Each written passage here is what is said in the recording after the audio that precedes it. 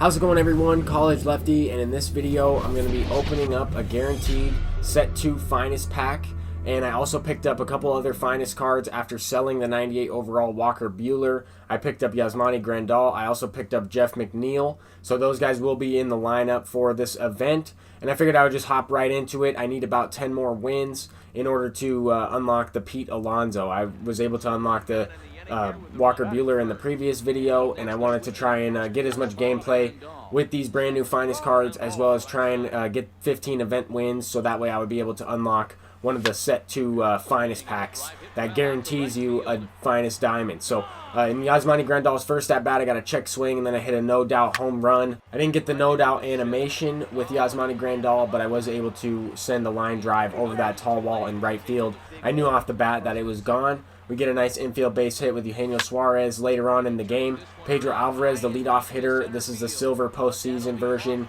and this card's really good for this event simply because a lot of the starters that you're going to be going up against are right-handed. If you have this card, go ahead and bat him in the leadoff spot. You might be able to hit a couple home runs against a common pitcher and play that matchup.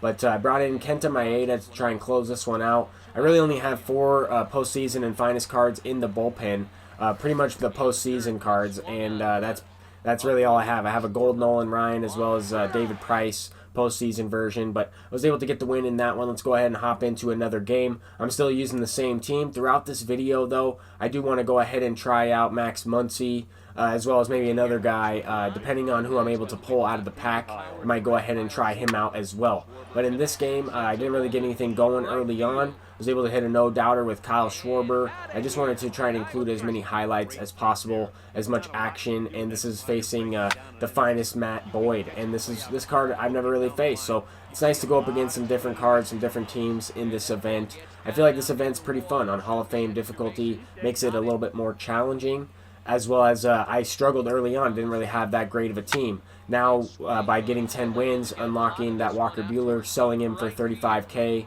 $32,000 after taxes, right around there, I was able to get a couple more cards for this team. I wanted to try out the Chris Bryant as well, but that card for me, I don't think he's going to do that great, simply because he has a one-handed swing from the right side. I tend to struggle with those guys. I mentioned that in my previous video as well. I do want to try out that Max Muncy, though, as he hits a double. He's able to advance to third base. And with George Springer up, I tried to go with the slider low in the zone, low and inside, try and get him with the front door slider, and did not work. He was able to sit on it. I missed over the middle of the plate, and he sent it out for a 2-run shot. But to close out this game, I went with a slide step pitch. I thought that he might be trying to steal second, try and go with the hit and run there. We'll go ahead and hop into another game here. This guy has a little bit of a better team. He has a lot of 97s and high overall finest cards. That George Springer, he also has Yelich, Ketel Marte, guys like that. So this one's going to be pretty tough. We're facing Garrett Cole as well, the finest version of Garrett Cole,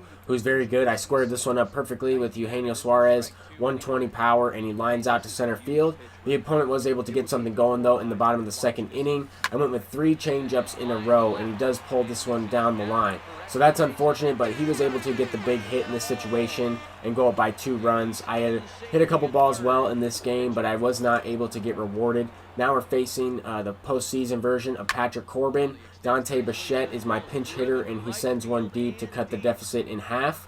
So we're in the 3rd inning here, and I ended up lining out with Pedro Alvarez facing the lefty, and then popped up to end the game with Chris Bryant. So I will be selling that Chris Bryant right after a couple of these event games. I really wasn't hitting well with him. I wanted to give him a couple different chances, though, simply because he has really good stats. It's just I'm unable to perform with that type of player for some reason.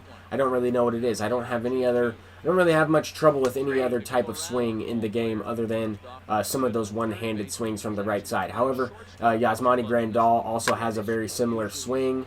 I think that his is a little bit better, though, in terms of the way it comes through the zone. But that's kind of just personal preference. That's what I like about this game in general, though, is the team variety, the amount of options you have. If you're not necessarily good with one player, then there's plenty of options at that position. For example, with this event team, I'm using majority third baseman on my team right now. They're just in their secondary positions. I have guys like Brian Anderson, who just hit this ball right here into the gap. I have him in the outfield. I've also used him at second base. I think that that's really nice with a lot of these finest cards playing multiple positions. That allows you to kind of build a different team than everybody else. But we have Fred McGriff on the bench now, and I was using this card at first base. He's pretty good for me, so figured I would go to him off the bench as a pinch hitter for my pitcher. He sends one into the gap, expanding the lead a little bit. Now we have Pedro Alvarez up, and sometimes you get rewarded on terrible swings, and sometimes you line out with perfect input, and it's just luck of the draw type of thing. So we were able to bloop one into center field with Pedro Alvarez. Not the best contact hitter. He certainly is a power hitter, and was able to muscle that one out for a bloop base hit. But basically, this opponent was able to hit the ball pretty well in this game. He did have a couple opportunities, a couple chances, just didn't get rewarded, similar to what I was just talking about. He hit the ball to the warning track there. I was able to dot up a couple pitches in this one, pitching a little bit better than I have been in the previous days, just because I was able to locate on the corners a little bit more successfully. But basically, didn't really get anything going either with this Jeff McNeil card. That was the first at-bat I've shown with that guy, and it was a line out to center field. I felt like I hit that one perfectly. But the opponent is also having the same result. I mean, he lines out. Victor Robles is making a diving catch in center field. Here's another one to end the game with Cody Bellinger.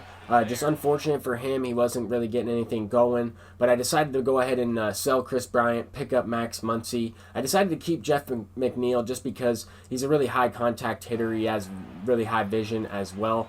But this is the first at-bat with Max Muncy. We're facing a common lefty. This guy left in the common, and it's a 3-2 count. Try and take as many pitches as possible when facing a common. He goes with the fastball or sinker, low and away. I sent it the other way over the green monster for a home run. I don't know what it is about Fenway Park, but in this video specifically, today in the event when I was playing a few of these games, I matched up at Fenway quite a few times. We're playing at night, we're playing in the daytime, and I don't think this is the last time we're going to be playing at Fenway. I don't really know what it is about it, but I don't necessarily like this field simply because of the desync, the input lag that's regarding Major League stadiums in this game. But he left in the common for a while. In the second inning, I was finally able to hit a no-doubter with the Brian Anderson card. I think that might have been my first home run or first no-doubter with that card. But in this next game, we're going up against Jack Flaherty. This guy has a really good finest team, pretty much all finest cards. And once again, we are playing at Fenway Park at night.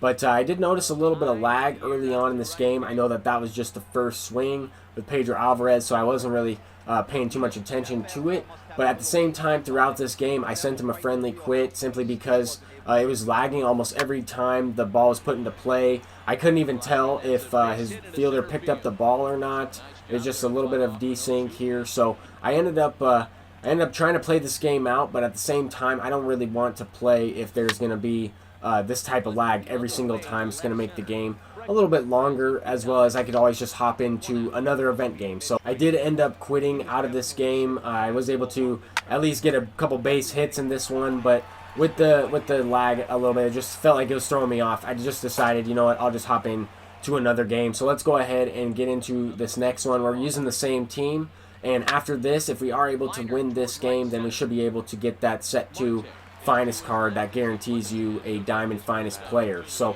in this one so far, I noticed a little bit of lag as well. I'm not really sure what happened. I'm not sure if it's my internet or if it might be the MLB The Show servers. This is the first time that I noticed this. So I'm looking forward to trying live stream some viewer games a little bit later tonight. But if I am having this issue, then I'll probably just hold off simply because it makes the gameplay tough to make this video out of. I don't think that this is the best to watch when it's lagging like this, but hopefully it won't be too many more at-bats where we have this. But I felt like I squared up the ball pretty well in this game, even though there was lag every point in contact. But lined out there with Kyle Schwarber. Now we have Victor Robles up, and sometimes, like I said earlier, you square the ball up and you don't get rewarded, and sometimes you swing at a pitch way above the zone and you get jammed and it falls in for a hit. You can go first to third on that and set yourself up for an interesting situation. I wasn't able to capitalize on it, but I thought that was a pretty interesting hit. Sometimes with this game, you never really know what you're going to get. I just try and keep an open mind when I'm playing. I have as much fun as possible, and I know that I'm going to hit the ball sometimes and it's not going to go anywhere. That's just the case, and you have to know that going into the game. But I was able to hit a 2-run shot here. He ended up quitting out of that last game, and we will have the set 2 guaranteed finest diamond card. Sometimes you get that lag and sometimes it's out of your control. Just go ahead and either just stick it out or just quit out of the game, send a friendly quit, and see if the opponent will take it, even though it's in the middle of the game. That's exactly what I tried to do, but here we go. We got a finest diamond. He's got 48 stolen bases. I have no idea who any of these cards would really be, simply because some of them haven't really played that many years. This guy only has a 2.1 WAR Rangers card, so it should be the Danny Santana card, which is a really good finest player. He has a lot of power. Should be a nice switch hitter to go ahead and add into the team, and that's exactly who we get. The Danny Santana card. I think he plays a variety of positions and can play all of the infield, can play the outfield, I'm pretty sure. But anyway, that will be a great switch hitter to add to the lineup to kind of add some more balance. I need a couple more wins, about 5 more, in order to get that Pete Alonso. But thank you all for watching. I'm sorry about the lag, and I will try and test my connection, try and fix that before I end up going live a little bit later tonight with viewer games. But until next time, peace out.